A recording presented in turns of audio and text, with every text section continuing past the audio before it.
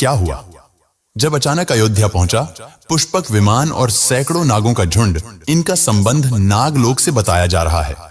आखिर राम मंदिर में प्राण प्रतिष्ठा से पहले अचानक इतने सारे चमत्कार क्यों हो रहे हैं? सबसे पहले गिद्धों का झुंड राम मंदिर के आसपास दिखाई दिया, जिसे जटायु के वंशज कहा जा रहा है। लोग इनकी पूजा कर रहे हैं।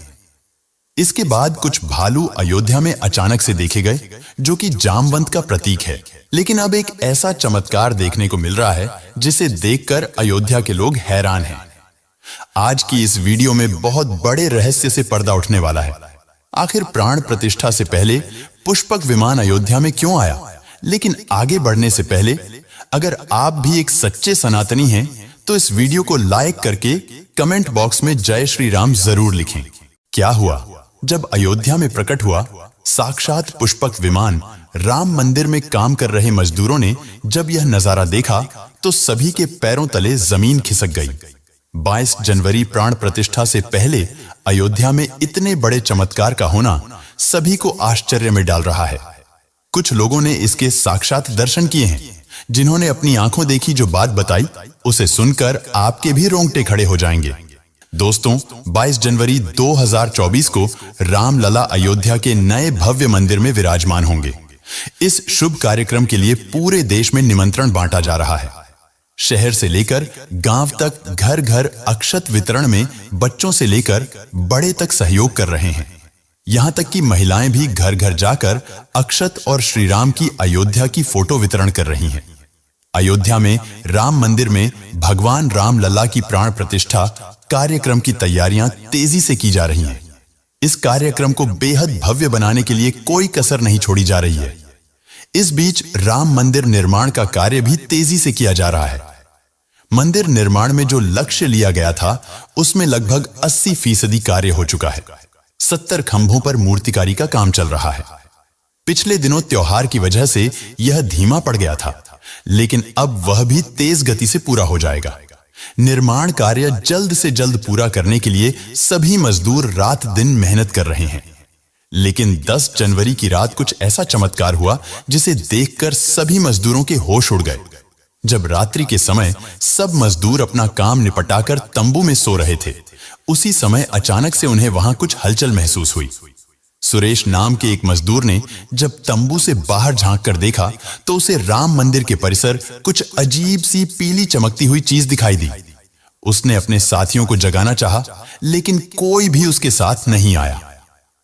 जब हिम्मत करके सुरेश राम मंदिर परिसर में पहुंचा तो वहां का नजारा बहुत चौंकाने वाला था, क्योंकि वहां पर उसे एक बहुत ही दिव्य चमत्कारिक विमान दिखाई दिया, जिसका आकार मोर के समान था, जो दिखने में काफी सुंदर और तेज से परिपूर्ण था, जो कि राम मंदिर परिसर में पिछले क्षेत्र में उतर रहा था। लेकिन उस विमान को नियंत्रित कौन कर रहा था, यह समझ नहीं आ रहा था, क्योंकि उस विमान में इतना तेज था कि सामान्य आंखों से उसे नहीं देखा जा सकता था। लेकिन समझ में कुछ ऐसा आ रहा था मानो स्वयं साक्षात भगवान राम पुष्पक विमान के माध्यम से अयोध्या में उतर रहे हो। सुरेश ने यह चमत्कार अपनी आंखों से देखा, लेकिन अचानक से ही वह बेहोश हो गया, क्योंकि वह उसके तेज को सहन नहीं कर पा रहा था। सुरेश जब सुबह उठा तो वह उसी स्थान पर मौजूद था और उसके साथ ही मंदिर निर्माण कार्य पूरा करने के लिए जा रहे लोगों को रोककर उसने रात्रि की सच्चाई बताई, लेकिन सभी उसकी हंसी उड़ा रहे थे। मगर सुरेश मन ही मन समझ चुका था कि प्रभु श्री राम अयोध्या आ चुके हैं।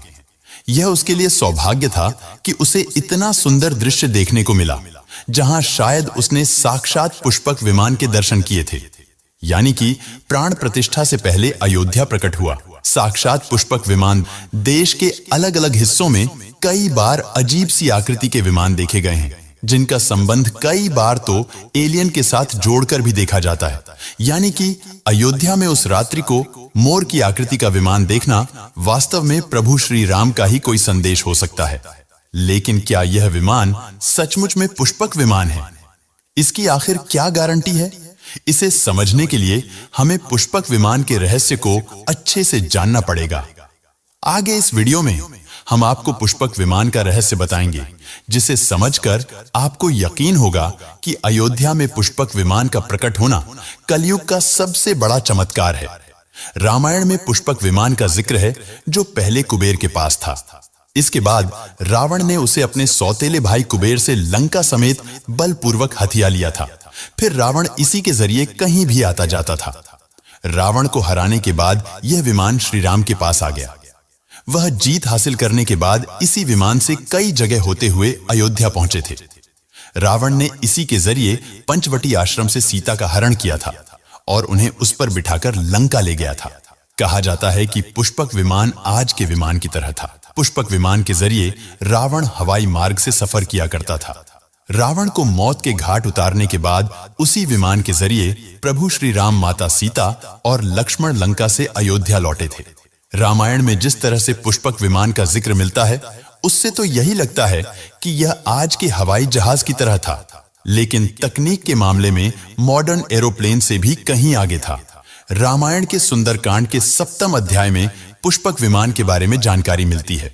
पुष्पक विमान की आकृति मोर की तरह थी। यह अग्नि और वायु ऊर्जा से उड़ान भरता था।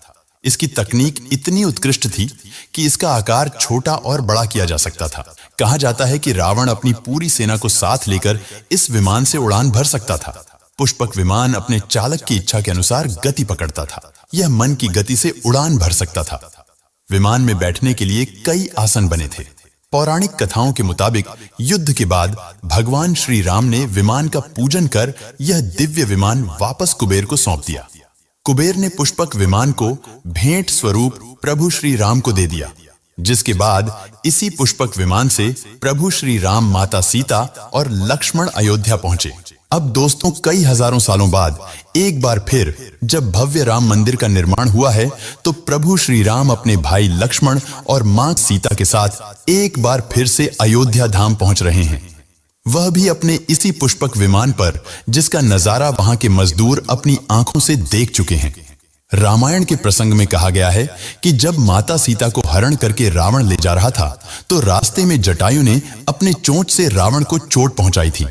उस समय रावण पुष्पक विमान में ही मौजूद था। इसके बाद रावण ने तलवार से जटायु को लहूलुहान कर दिया। जटायु घायल होकर जमीन पर गिर गए। जब सीता को खोजते हुए राम पेड़, पौधे और पक्षियों से पूछते जा रहे थे, तो रास्ते में घायल जटायु से मुलाकात होती है। मरणासन्न पड़े जटायु ही राम को बताते हैं कि रावण सीता को हरण करके किस दिशा में गया है। लेकिन जब साक्षात प्रभु श्री राम पुष्पक विमान में अयोध्या आ चुके हैं, तो भला उनके परम भक्त जटायु कैसे पीछे रह सकते हैं। अयोध्या में राम लल्ला की प्राण प्रतिष्ठा से पहले जनपद की सीमा में गिद्धों का झुंड दिखाई दिया है। स्थानीय लोग इसे गिद्ध राज जटायु से जोड़कर देख रहे हैं। वे इसे शुभ संकेत भी मान रहे हैं।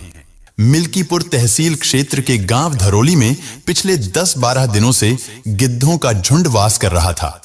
हालांकि उस गांव से गिद्ध उड़ गए हैं, लेकिन अयोध्या की सीमा में यहां वहां दिखाई दे रहे हैं। गांव वालों का कहना है कि पिछले 20 वर्षों से हम लोगों ने इलाके में गिद्ध नहीं देखे। अब जब राम मंदिर बन रहा है, तो इस गांव में लगभग 50 की संख्या में गिद्ध आकाश में दिखाई दे रहे हैं। उनमें से 100 से ज्यादा गिद्ध गांव में ही सेमल के पेड़ पर वास कर रहे थे। गिद्धों के दिखने की घटना को ज्यादातर लोग राम से जोड़कर देख रहे हैं और शुभ संकेत भी मान रहे हैं। 22 जनवरी को होने वाले प्राण प्रतिष्ठा के समारोह में देश के प्रधानमंत्री नरेंद्र मोदी ने देश विदेश की कई महान हस्ती को निमंत्रण दिया है। लेकिन आपको जानकर हैरानी होगी, नेपाल में भी कुछ विशेष लोगों को समारोह में आने का निमंत्रण दिया गया है। इसके पीछे का रहस्य जानकर आपके भी होश उड़ जाएंगे, क्योंकि नेपाल को भगवान श्री राम का ससुराल कहा जाता है। क्योंकि नेपाल एक समय पर जनकपुर धाम था, जहां के राजा थे राजा जनक और उनकी पुत्री थी। माता सीता वहीं पर भूमि में से प्रकट हुई थी। जनकपुर धाम, जिसे मिथिला भी कहा जाता था। मिथिला संस्कृति में यह मान्यता है कि जब बेटी का गृह प्रवेश होता है, तो उसके मायके से तोहफा और अन्य सामग्री भिजवाई जाती है। इसी परंपरा के मुताबिक जब प्रभु राम का मंदिर में गृह प्रवेश होगा, तो सीता जी की ओर नेपाल से अयोध्या उपहार आ रहे हैं, जिसे भार यात्रा का नाम दिया गया है। राम मंदिर की प्राण प्रतिष्ठा के लिए भगवान राम के ससुराल नेपाल के जनकपुर से कपड़े, फल और मेवा के साथ साथ उपहार से सजे 1100 थाल आने वाले हैं। इसमें आभूषण, बर्तन, कपड़े और मिठाइयों के अलावा भार भी आएगा, जिसमें 51 प्रकार की मिठाइयां, दही, मक्खन और चांदी के बर्तन शामिल होंगे। 22 जनवरी को प्राण प्रतिष्ठा समारोह होने वाला है। इसके लिए श्री राम जन्मभूमि तीर्थ क्षेत्र ट्रस्ट की तरफ से भगवान राम की ससुराल नेपाल के कई गणमान्य लोगों को निमंत्रण पत्र भेजे गए हैं। दोस्तों, आज हम राम मंदिर को बनते हुए देख रहे हैं। यह हमारा सौभाग्य है। लेकिन इस भव्य राम मंदिर के बनने में कई हजार कार सेवकों और राम भक्तों का बलिदान छुपा है। उस समय आक्रमणकारियों ने काशी, मथुरा के साथ ही अयोध्या में भी लूटपाट की और पुजारियों की हत्या कर मूर्तियां तोड़ने का क्रम जारी रखा। लेकिन 14वीं सदी तक वे अयोध्या में राम मंदिर को तोड़ने में सफल नहीं हो पाए, क्योंकि हर बार राम मंदिर और अयोध्या की रक्षा करने के लिए आसपास के राजा मदद भेज देते थे। हजारों साधुओं ने भी मंदिर की रक्षा के लिए अपने प्राणों की आहुति दे दी। विभिन्न आक्रमणों को झेलते हुए श्री राम की जन्मभूमि पर बना भव्य मंदिर 14वीं शताब्दी तक बचा रहा। कहते हैं कि सिकंदर लोदी के शासनकाल के दौरान यहां भव्य मंदिर मौजूद था। 14वीं शताब्दी में हिंदुस्तान पर मुगलों का अधिकार हो गया और उसके बाद ही राम जन्मभूमि एवं अयोध्या को नष्ट करने के लिए कई अभियान चलाए गए।